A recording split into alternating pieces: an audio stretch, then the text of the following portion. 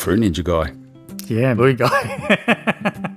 But you know, like, I'd just say this is Joe, my friend. I've known him for a long time. We share a love of weird and wacky things.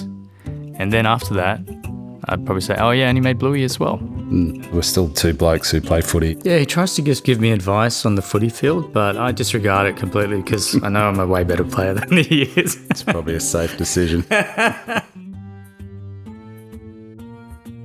I'd made the Dan the Man YouTube episode and it had gone kind of viral, and I was working with an American company and they wanted to make it into a game and a series and all that. And it wasn't really going anywhere, and I just thought, well, I might ring these guys up, these Fruit Ninja guys. They seem to know what they're doing. I'll see if they want to make the game. And I expected them to be in Silicon Valley. I was Googling them, and then it turns out they're in Kelvin Grove, a couple of suburbs away. I can see how much Brisbane has obviously influenced Bluey and the episodes that Joe's written. Well, I mean, definitely with Bluey, right? It's a very Australian, Queensland, and even Brisbane-based family. What they get up to, the activities, and I think the laid-backness. But then it is a dichotomy. We're laid back, but we also work really hard. And, you know, Bandit works really hard as a dad and all this. So Bluey is my visual and moral love letter to Brisbane.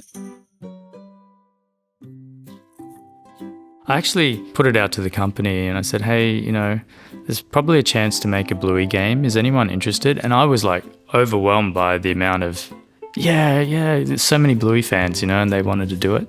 Yeah, and they make cool sort of indie games. Like that was the spirit of Bluey. Like Bluey's a punk rock sort of show in that sense.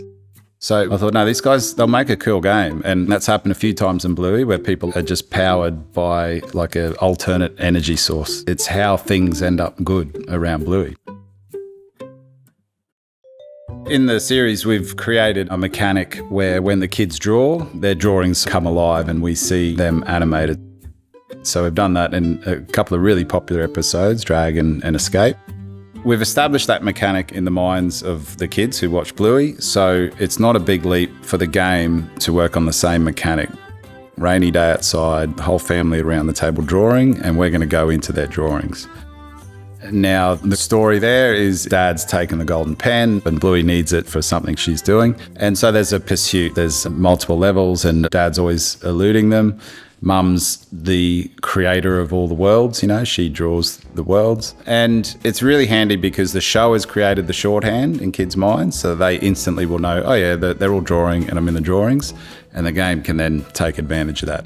I'm really glad that Joe introduced that mechanic of the drawn world. As soon as we made that shift, you know, the shackles were taken off. They could create all these different prototypes, which they would never have been able to do in the real Bluey world. Yeah, because one thing I remember is you did a bike mechanic and then Bluey was just riding, but she's 6, so she can't just ride off by herself in the real world. And I was really excited actually to have almost like this open world, you know, where Bluey could just ride off, because we always wanted to have some core mechanics, but have a place that the players could explore.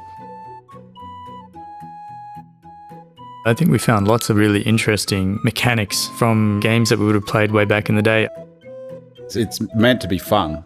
The story that I wrote, it feels like a simple setup you would get from a Commodore 64 platformer. We've got a problem and we've got a villain, let's go get it. The beauty of these drawn worlds are you can be really dastardly and villainous and the kids love it because it's their story and it's a fairy tale and it's over the top. And there's no meanness or spite there, you know, it's just a big goosey game they're playing. For me, it's just a good old-fashioned game. The worlds are whimsical, the story and the characters, they're wholesome. They can be irreverent sometimes.